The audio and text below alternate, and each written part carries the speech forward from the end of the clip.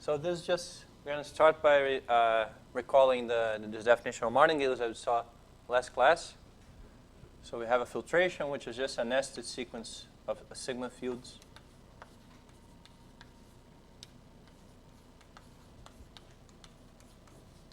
Well, as usual, the probability space is omega fp.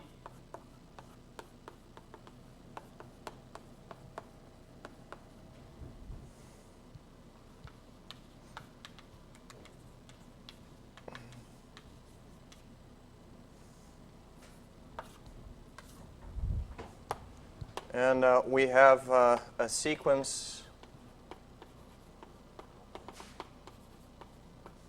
of random variables in L1 with mi fi measurable for all I, all I in the appropriate range. And the martingale property is that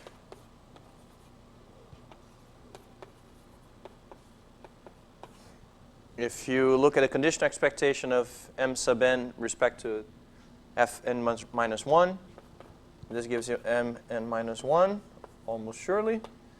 And this is the same as saying that the increment, the difference between these two guys, has zero conditional expectation. And this, of course, for all in the zero, in the relevant range. Okay?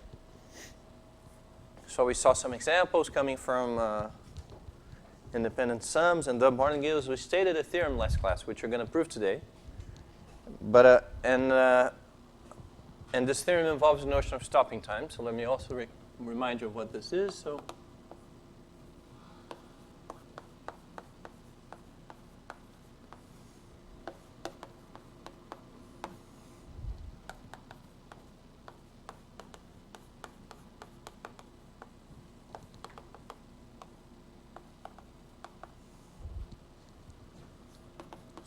if you have a stopping time for the filtration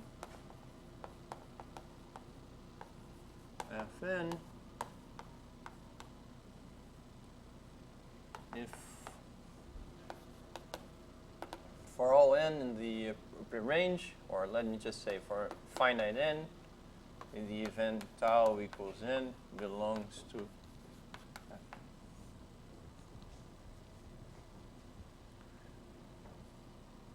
of course, here I'm sort of implicitly assuming that you have infinitely many terms in the martingale, that it continues on and on, right? So if you have a finite range, say from 0 to 100, then this too should take values between 0 and 100, and then you just look at the appropriate range. You don't need to look at everything, right? And then you have this f tau, which is equal to the sigma field, so the set of all events such that for all n, A intersection tau equals n belongs to Fn.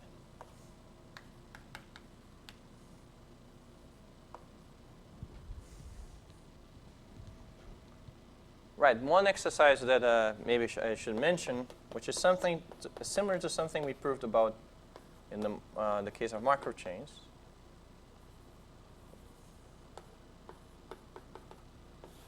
Which is that the random variable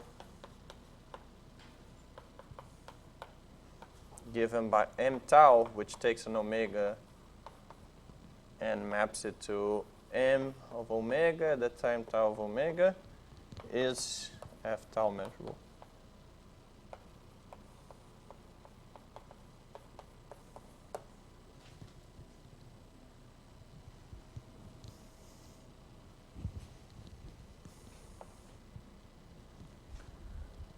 And this is simple. It's not difficult. We did something very similar to this in the Markov chain case. And we're going to need this for the next result, which is this optional stopping theorem.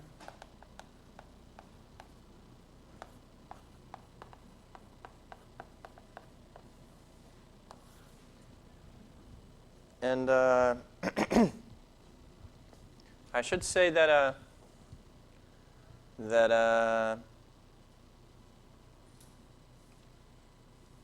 what should I say? I forgot what I want to say. Yeah, so, I mean, the way we stated it last class was slightly different from this. So we're going to say something more, in some sense, more general. But we're first going to make a restrictive assumption on the stopping time. So let's say I have 2 stopping times, but I'm going to assume at first that they're bounded.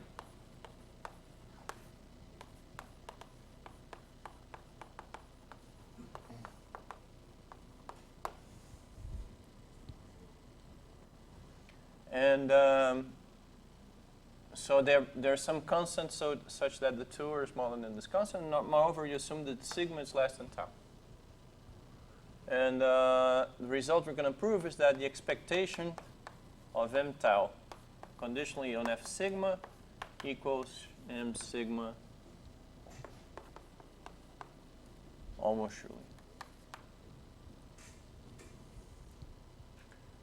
And let me make the following remark,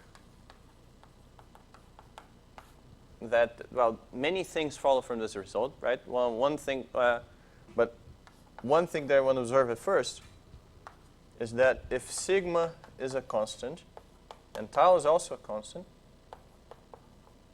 what this term is telling us is this.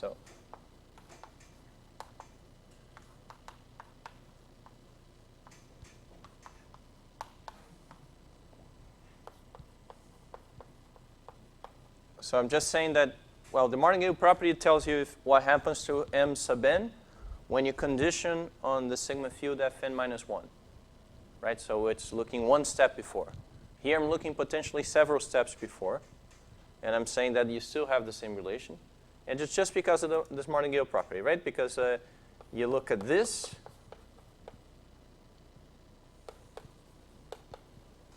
so, okay, let's assume that m is less than n, otherwise it's trivial.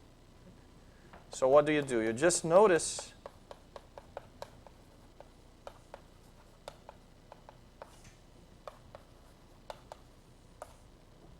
that you have this identity, right? Where does this come from? Here I'm using the fact that f sub m is contained in f sub n minus 1. So when you take this conditional expectation and then this other one, you get the second, right? You get this. And then you reduce one, you get one less here, right? Because of the martingale property. And you can keep going. So if you just continue doing this, well, by induction, you show that you get m sub n. This is useful lots of times, just knowing that if you look at a conditional expectation, not just one step in the past, but as many steps in the past as you want, that you still get this sort of relationship, right? And this extends this result to stopping times. So it's, I mean, in terms of notation, it looks exactly the same, right? So this is less than this, so the conditional expectation of this with respect to this point in time equals this.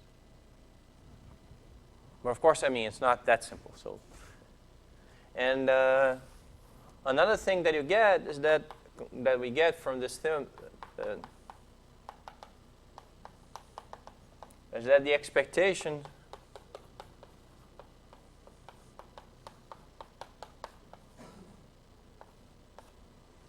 the expectations are equal. Because, of course, when you take expectation on this side and expectation on this side, you get the 2 expectations, the 2 random variables, right? So in particular,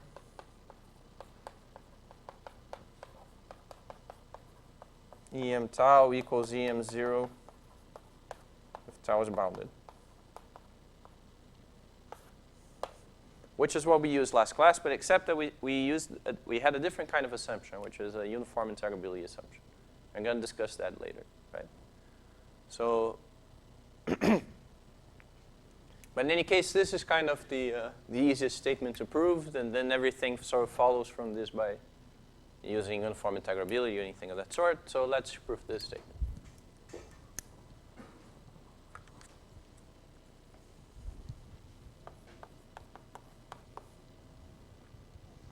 So,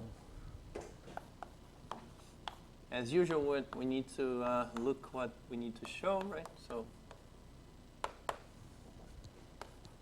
that for all A in F sigma, that E m tau indicator of A equals E m sigma indicator of A.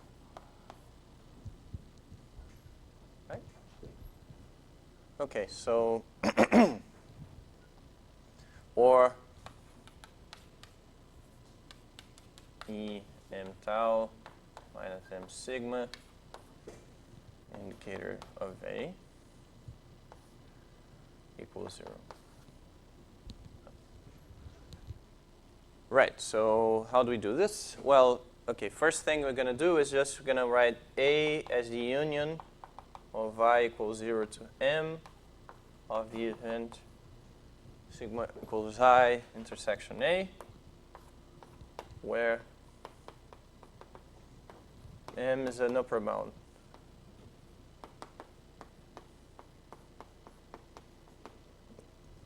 It's just it's not a random variable, right? So it's an upper bound on sigma. We're assuming sigma is bounded, right? So we know that sigma is never going to be more than m for some m. So we're just saying, well, let's restrict to this range, and we have this. So if we look at this expectation here,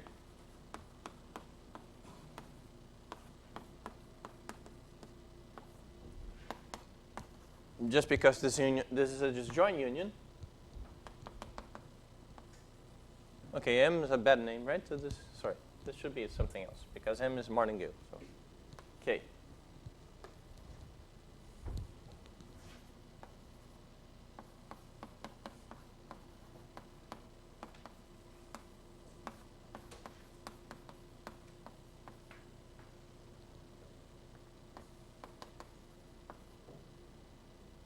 And so okay, that should be I, right? And then by the usual trick, since I'm taking sigma equals I in this event, I can replace this guy here by I. Right. Now let me also do something else here, which is, well, m tau. When we're assuming that sigma equals y, we know that by assumption tau is greater than I, right? So inside this event, you also have this. So what you have is that m tau minus mi is, well, there's many things it can be, right? So for instance, this is going to be equal to mi minus 1 minus mi if tau is greater than I, right? Right, well, so if tau equals I, then this is 0. Right? If tau is greater than I, then I have this term and potentially more terms. So we've already used this kind of decomposition as well.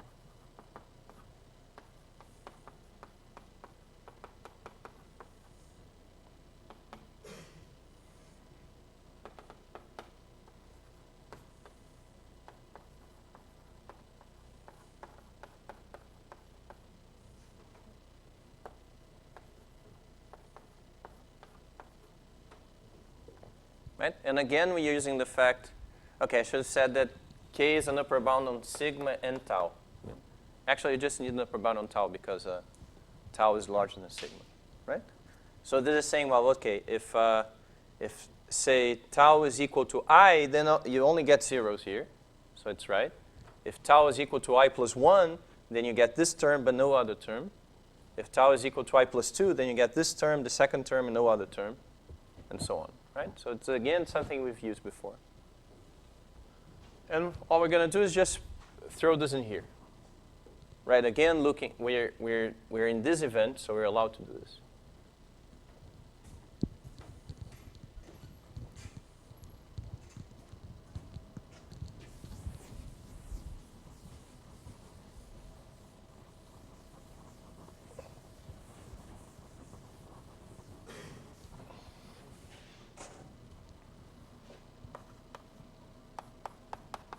So m tau minus mi, indicator of A intersections. I'm just looking at one of the terms in the sum, right? So this is the sum from j equals I plus 1 to k. expectation of m sub j minus m sub j minus 1, indicator of A, intersection sigma equals I, intersection tau is greater than j minus 1.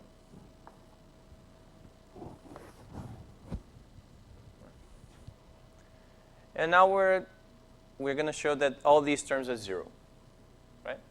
And the idea is already a familiar one. So this guy here belongs to Fi because A belongs to F sigma. And then we remind ourselves, so what's the definition of F sigma? Is just saying that any intersection of this kind belongs to Fi. This guy here is the complement of tau equals L for L equals 0 or j minus 1. This union belongs, well, the first event belongs to F0, the second one to F1. So all of these events belong to Fj minus 1.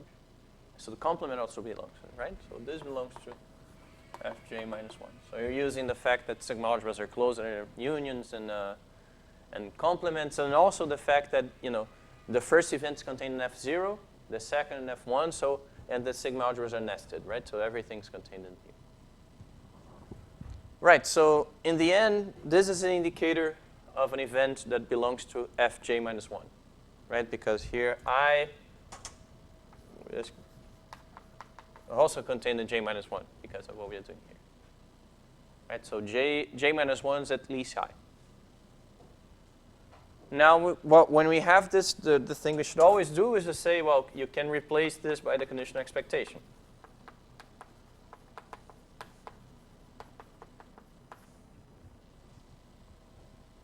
Right, just by the definition.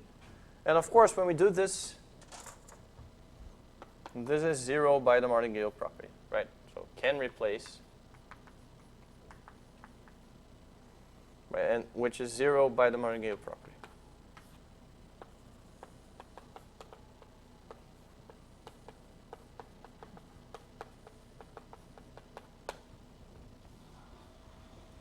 So there's no mystery here, right? So what we showed is that all the terms showing up in this sum are 0, right? So the whole sum is 0, and we're done. Everything only holds almost surely, but as I said, you should imagine that the background of the blackboard is filled with almost surely all over the place, because all things are just almost sure, but that's enough for us. Right, so this is the optional stopping. I mean, it's kind of it's a triviality in some sense, right? So, but it's a very useful one. As we saw last class, we can do calculations with it very easily without worrying too much about things. But well, let me add a third remark now.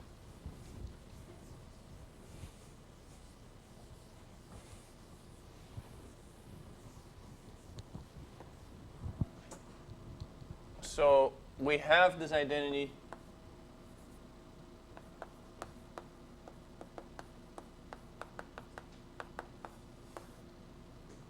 here, which is that,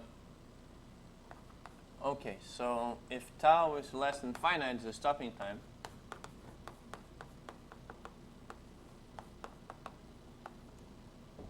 And you have that m tau minimum I converges to m tau in L1 when I goes to infinity. Then we have, first of all, that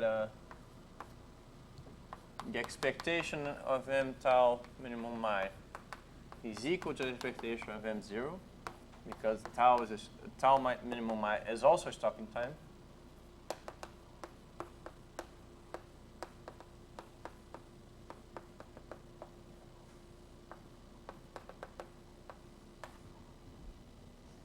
Well, that you need to check, but we did that in the Markov case, and it's the same proof. And okay, so you have this, And also you have that because of L1 convergence,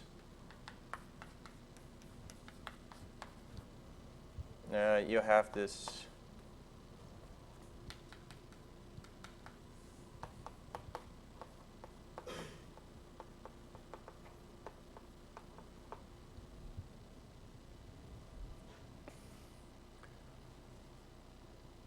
now so if you have this L1 convergence, then we conclude that expectation of m tau is equal to the expectation of m0.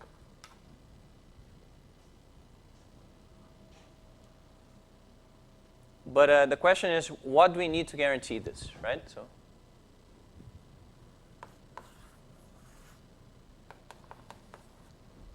and then becomes okay.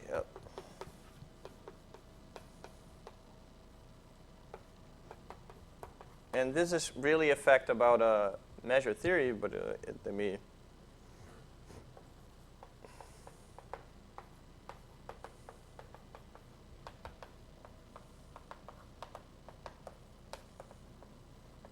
That this holds if this sequence is uniformly integral.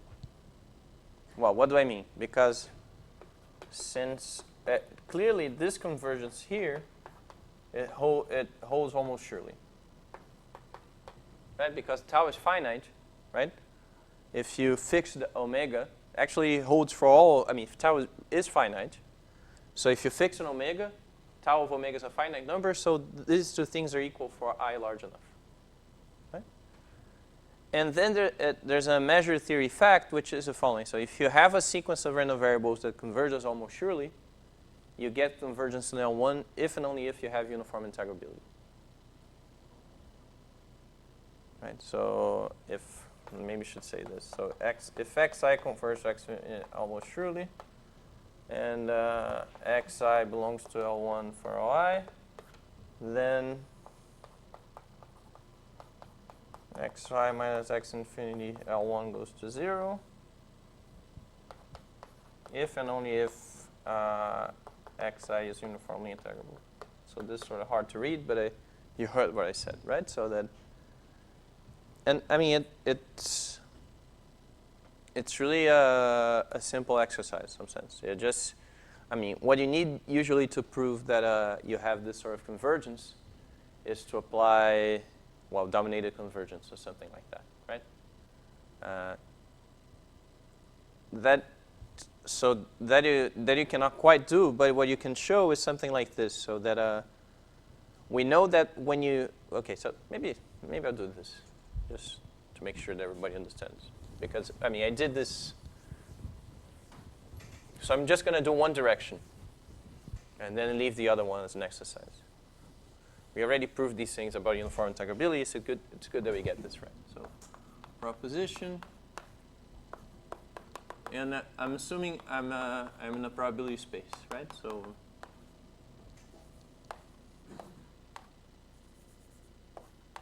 and let's say, well, everything's contained in L1. No, okay, let me just say.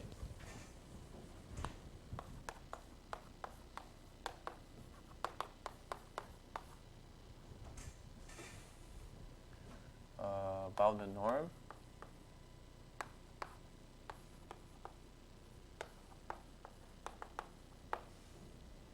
Assume xi converges to x infinity almost surely, all as I goes to infinity. Then, well, it's a consequence of this that x infinity also belongs to L1. But this is just Fatou's lemma, if you want to. So just, it's if you have a sequence of random variables with bounded L1 norm, and you get this convergence almost surely, then you apply Fatou, you can get that the norm of this random variable is bounded by the supreme of these norms. So, and what I really want to prove is that this holds if and only if the sequence xi is uniformly integrable.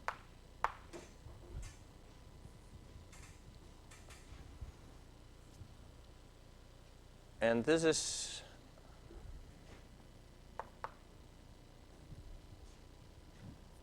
this is simple, right? So, well, let's see the proof. So I'm just going to prove one direction, okay, which is the direction that actually matters for us, right? So we want to assume uniform integrability in order to deduce L1 convergence. And that's what I'm going to show that holds.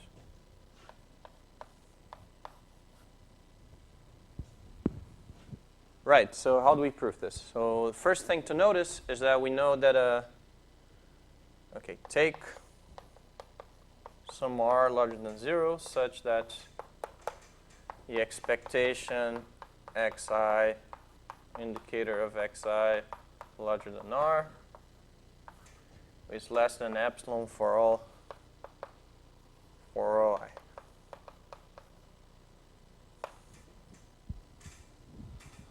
Right? Okay.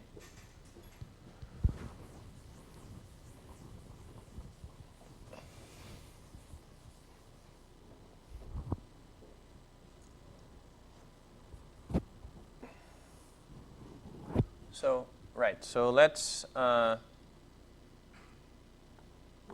at the L1 norm of xi minus x infinity.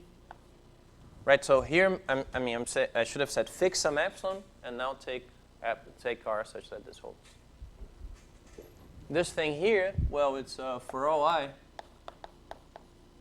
it's less than, well, it's equal to the expectation of lim inf in j of xi minus xj, right? Which is less than or equal to the lim inf in j of v of xj minus xj by phi 2.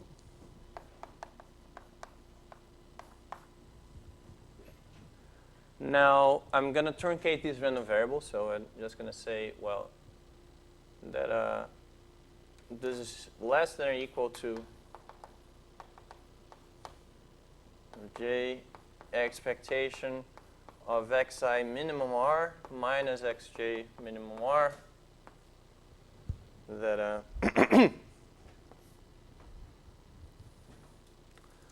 plus expectation of xi minus xi minimum r plus expectation of xj minus xj minimum r. Sorry, no, I need to do something. I'm not doing this right. I should have. Right, so I need to, I want to truncate so that these two are smaller than r in absolute value. So what I'm going to define is I'm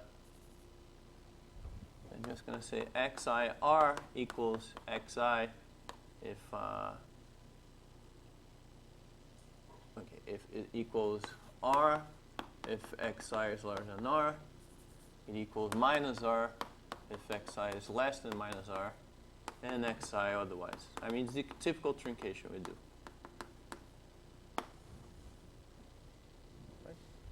Now I can do what I want. I can say, well, this is less than, I'm now just using triangle inequality,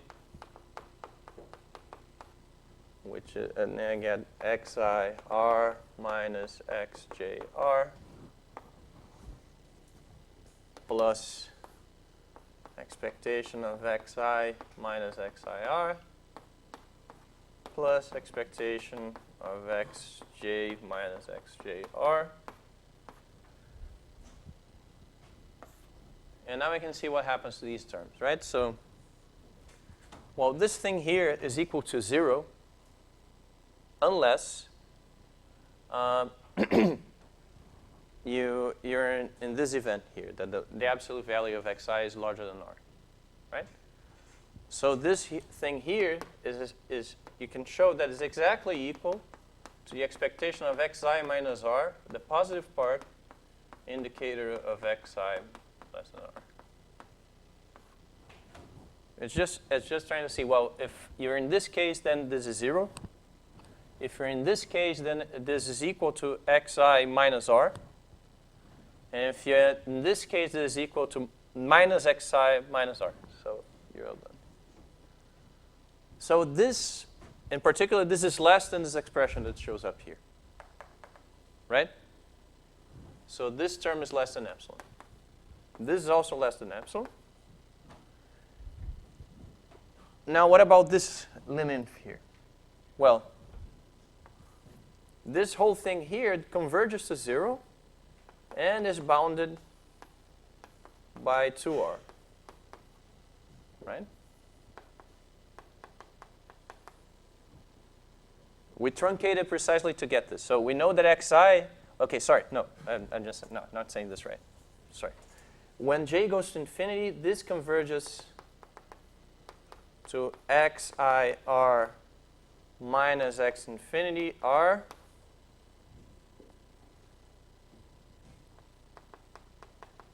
and is bounded by 2r. Right, I'm taking just a limit in j here. So what about this? Well, it's I can apply dominated convergence, right? So this sequence is converging, and it's dominated by a constant. Constant functions are integrable in probability spaces, so we can apply dominated convergence. So by dominated convergence, we get that this is less than. So you have a limit of a sum of 3 terms. Well, this term converges to this, and the other 2 terms are bounded by epsilon. So I get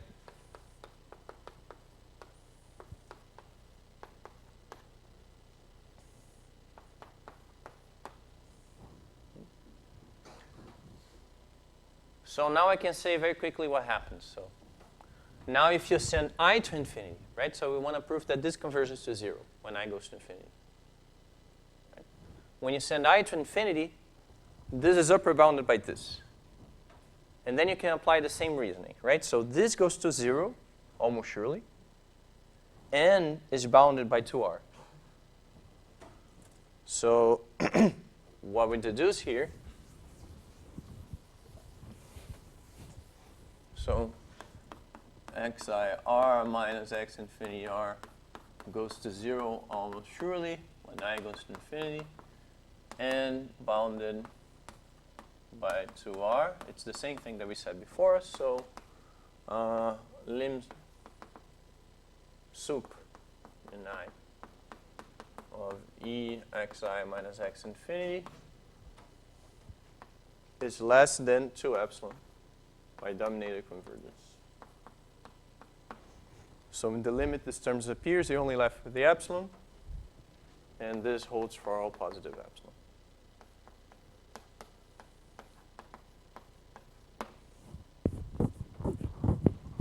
So essentially what's going on is that, okay, so we have almost sure convergence. If we knew that the random variables xi were uniformly bounded by some constant, then we can deduce from this convergence in L1, just by using dominated convergence. Well, they're not bounded in general, but we can pretend that they're nearly bounded in the sense that we truncate them and the remainder term is very small. So we can still make this convergence argument work. And as I said, this implies that if the sequence is uniformly integrable, then it converges in L1. The converse is not difficult. It's, well, okay, converse is an exercise.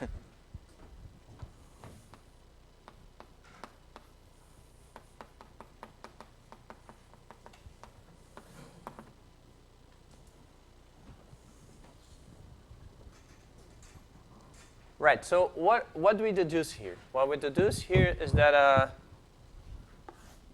what we said in last class. We deduced that E m tau is equal to E m0 if tau is less than infinity plus m tau minus I is uniformly integrable.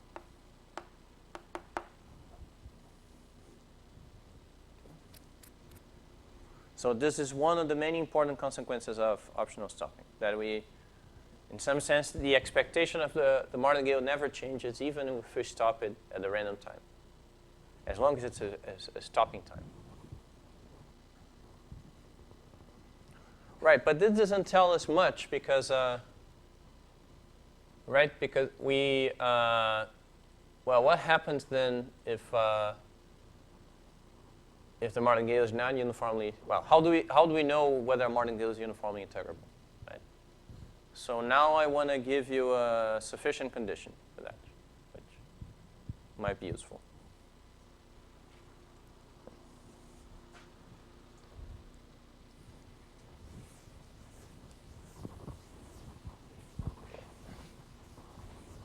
And so it's not a proposition.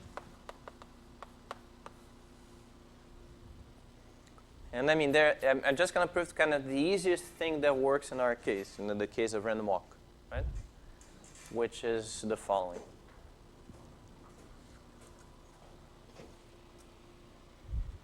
So suppose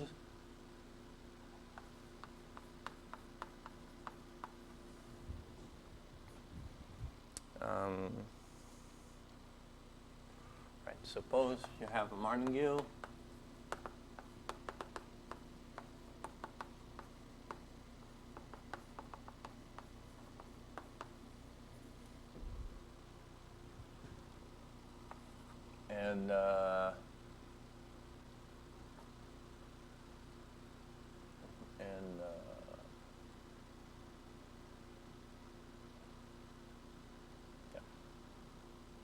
and tau is the stopping time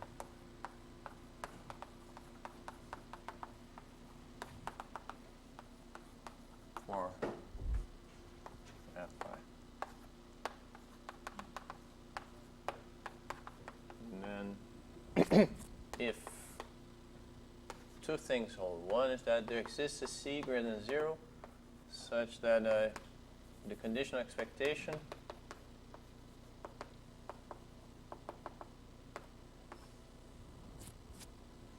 is of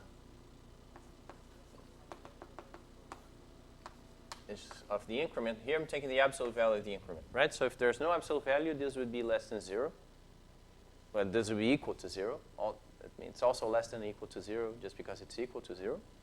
But yeah, this would be 0 if there's no absolute sign. So I'm just saying, well, assume that this holds. And also that,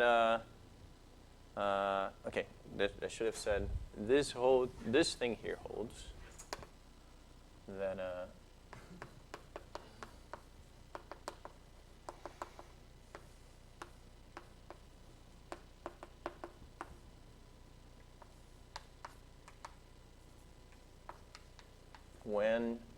when tau is greater than what do I want to say?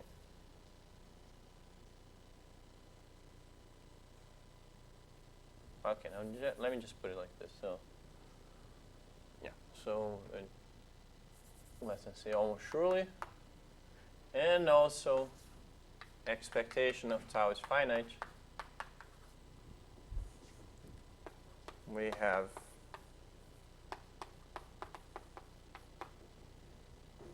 that m tau minimum y is uniformly integrable, and therefore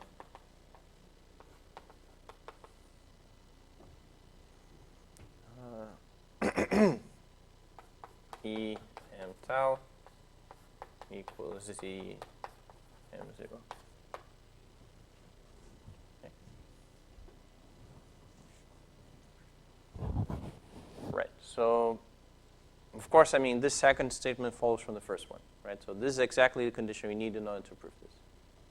And this is a sufficient condition for this, so if we prove this, then it's done. Right. So, and this, let me just. Once I'm done with this, I'm going to come back to this random walk example and show that this theorem applies, and also compute the expectation of the stopping time in that case. Right. So, but notice that here you don't need to know you don't need to compute this. You just need to know that it's finite. So this is important for us.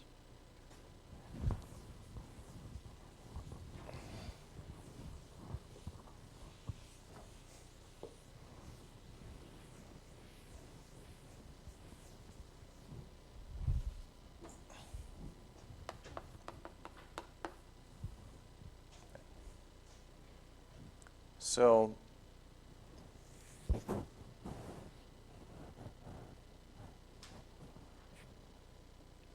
Yeah, so actually what I'm going to do is I guess it's easier to show convergence directly here, in the sense that I'm just going to show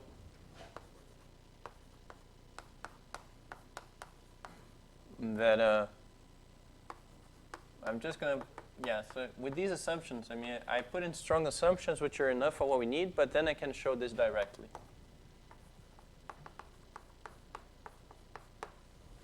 Okay. How do we do this? So the point is that what's this difference? I mean, it's another one of our decompositions, right? So I'm just going to say, well, this difference is equal to the sum from j equals I to infinity of I plus 1 to infinity, mj minus 1, indicator of tau greater than j minus 1. Right, so the difference is 0 if tau is less than or equal to I. The difference is n mi plus 1 minus mi if tau equals I plus 1, and so on and so forth. So it's the same decomposition as before. But then you have this bound.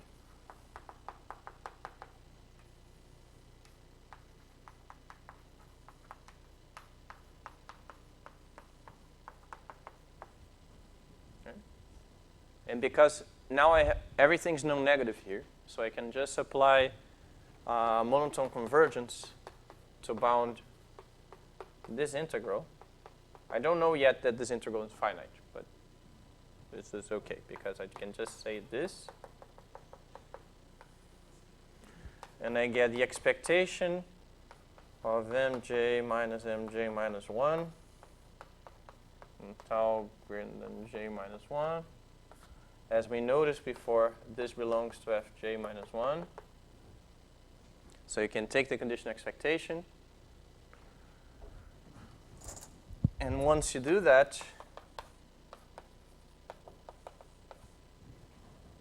then you can bound this by C. It's our assumption. And it's a constant, so it's good, because now we can just say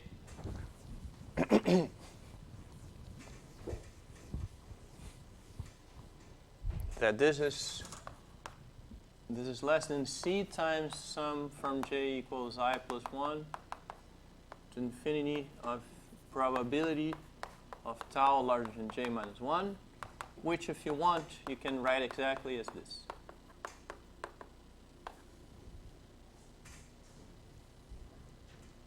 I mean, we know it's the tail of the expectation of tau, right? So because tau takes integer values. But if you want, you can write it exactly like this. So in particular, it's finite. So E m tau minus I is finite for all I and converges to 0 as I goes to infinity by dominated convergence.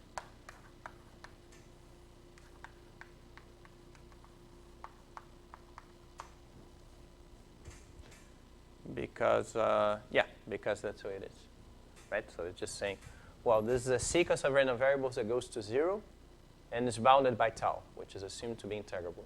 So, done.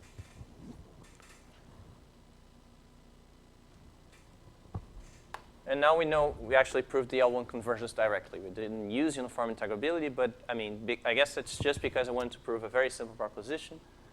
In other cases, you can look at different things and then well, okay, the uniform integrable case is going to come up later, so maybe it's good that I proved it now.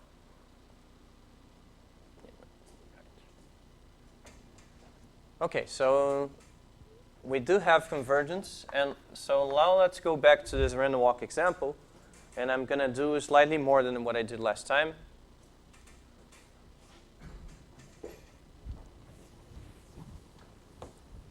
Maybe you're going to finish the class with this, so.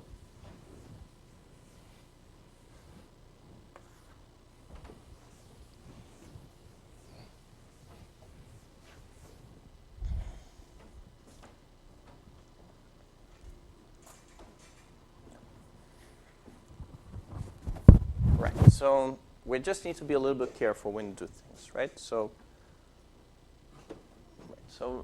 remember again that we have simple random walk on Z. I'm just going to say that the measure P I'm using is the measure when you start from 0. Okay? And I have this finite interval I, A, B, which is a set of numbers minus A plus 1, B, where A and B are positive. Right? So it's a set like this. There's 0 here. And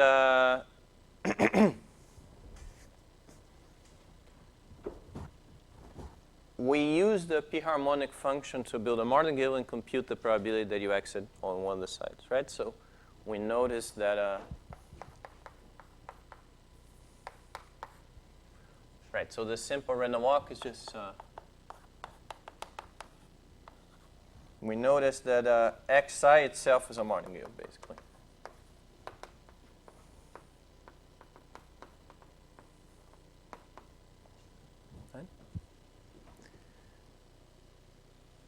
And there's something that we know from the general theory of Markov chains, which is that the expected time from 0, say, well, we're sort of assuming 0 is implicit here. The expected time you need to exit the set is finite because IAB is finite. We sort of proved this implicitly. But so we proved that if you have a, so how do we prove this? So essentially we show that, well, okay, so how do we prove this? So maybe I should say a few words about this. So let me call this set F for the time being. Right, so, and, so okay, F is contained in the state space finite. So because of this, you can find for all elements in F, you can find a delta A greater than 0, and you can find this number K, A, and N, such that probability that starting from A you get to the complement is greater than delta A. Right? It's just irreducibility that we're using here. Okay, so well, I should say F is not everything.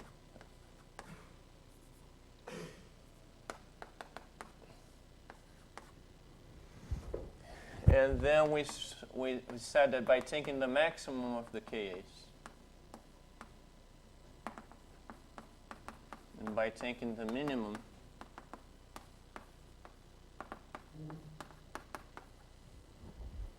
if we can guarantee that for all A and F, the probability that starting from A, you don't leave F after K steps is less than 1 minus delta A. It's just saying, well, starting from A, what's the probability that you do not leave after K steps?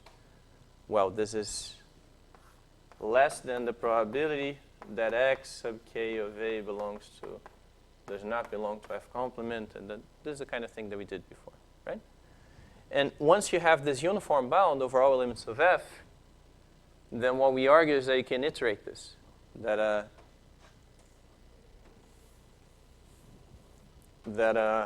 you actually have the for A and F is just a stopping time argument.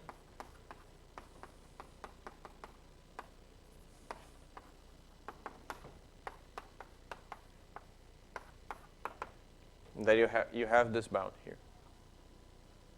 It's just saying, well, okay, so if I spend much more time doing this, then I run out of time for today. Maybe I don't want to do it now. We've done this before. If you have any questions, you ask me, because it's. But the point is that you have very fast tail decay. So of course this is going to be integrable, right? So you have finite expectation. So yes. So in this case we have a martingale. You can even notice that it's a martingale with bounded increments.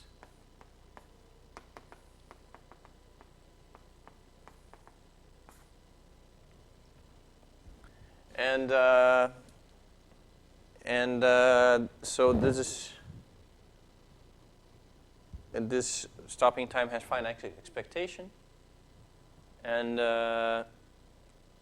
we're exactly in this setting, right? So we have a stopping time with finite expectation. The increments are bounded, so it's stronger than this.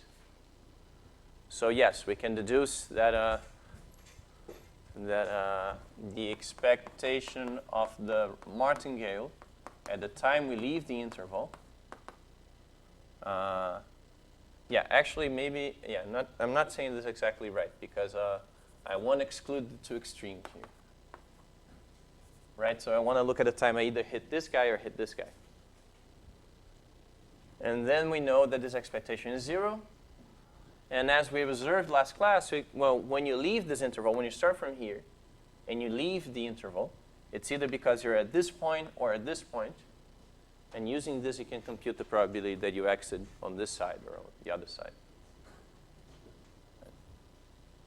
Right, so let me just remind you how we do this. So, okay, I'm sorry, I had written the interval wrong, right? So I want to exit the interval. So I want to hit one of the 2 points on the boundary. So in this case, we know that, well, how do we deduce the result we want? We just observe. And this, it's important that we remember this.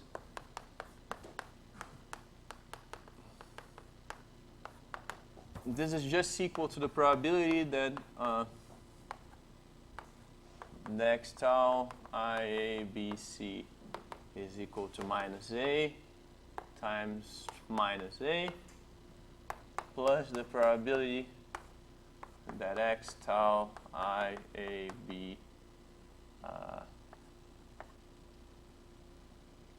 complement equals b times b. And we know that it's equal to 0, right? And we know this probability was 1 minus this one. So all we get is then a plus b probability of 0 x. Well, let me say exit at minus a is right, which is we have this guy of times minus. We have this guy shows up here again times minus because they look at 1 minus it. So this is equal to b, so this probability is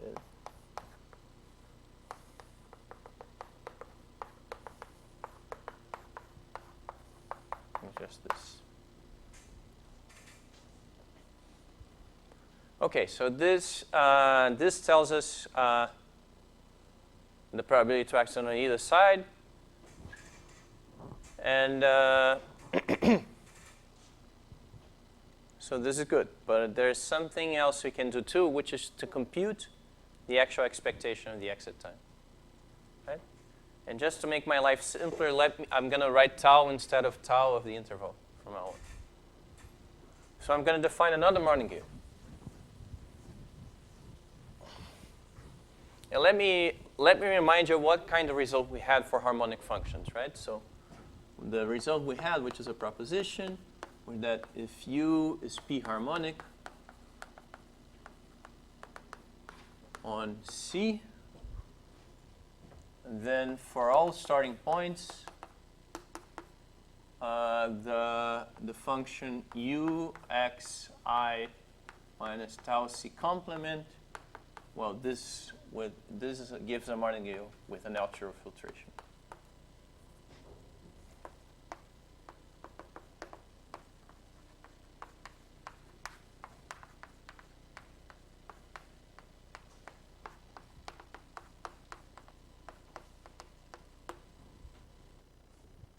Okay, so let me call these guys M sub I.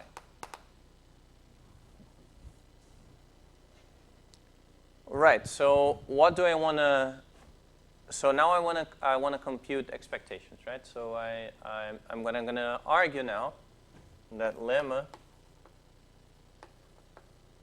that for simple random walk on Z, U of x, which is equal by definition to x squared minus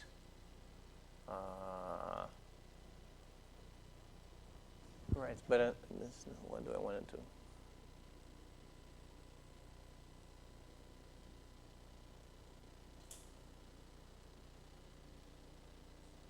No, okay, sorry. I'm doing something it's not covered. What I want to do is not covered by this proposition. So I'm not, I should have said, so here's the lemma I need. So the proposition is correct, but I'm not going to use it. So sorry. It's, so I want to look at this guy here. So I want to look at, this is a martingale.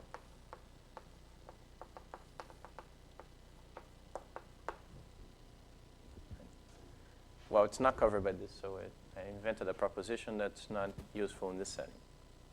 Well, how do we prove this, right? So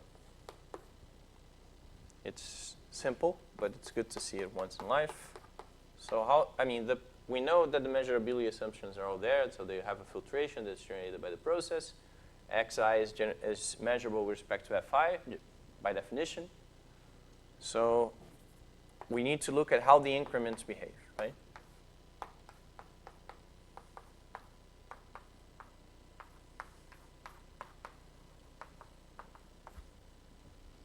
This is the kind of thing that we need to check. We know what this is like, right? So we know that by the Markov property, this is equal to E of xn minus 1. And now the notation gets so the notation gets a bit confusing. So let me first say that I'm going to just notice that the difference here is 1. So I'm just going to notice that xn squared minus xn minus 1, and maybe I have a 0 here. Minus 1, and minus 1. Right. So now I'm just going to say, well, this is equal to xn minus 1 squared minus 1. Now, when I take the conditional expectation of this guy, sorry, there's a minus 1 here. When I take the conditional expectation of this guy by the Markov property, it's the same thing as saying I start from xn, and then now the notation gets really confusing, but we should be able to make sense of it. So it says, so taking conditional expectation with respect to fn minus 1 is the same as starting from xn minus 1. And then you're taking the expectation of this function. It looks confusing because the index goes up two places, but this is like a dummy variable, right? So just integrating over this. But if you want a better symbol, so it's just saying that that this whole thing is equal to pf of xn minus 1 minus xn minus 1 squared minus 1, where f of x equals x squared. Okay? Now what? Well, how do we compute pf of x? It's just an average. Ever take one step of the chain, right? So it's the sum. For any chain, you can write this. So, I mean, the chain's on Z, so I might as well say this. Now, what is this like? Well, you jump to both sides with the same probability, right? So this is x plus 1 squared divided by 2 plus x minus 1 squared divided by 2. So when you develop the square, the cross term, the 2x, disappears. So you're just left with x squared plus 1. And now this is exactly what you're subtracting here, right? So the increment, so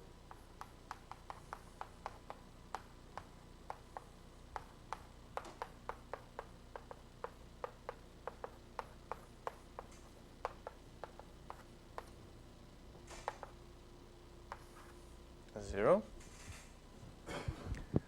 Right, so what I don't want to run into the probability seminar, which is about to get started. So it's very bad when you don't allow the students in the probability class to go to the probability seminar. But so I'm just gonna stop right now. But I think the idea is that now we want to consider this guy here, and given some sort of technical condition which you need to check, you have that this is equal to x0 squared minus 0, which is 0. It should, right, it's a martingale, so it should be true. There's something we need to check. But given this, we know how to compute this expectation because we know the probability, so we can compute the expectation of tau. And we're going to deduce from this that expectation of tau equals A times B. But we're going to finish this next class.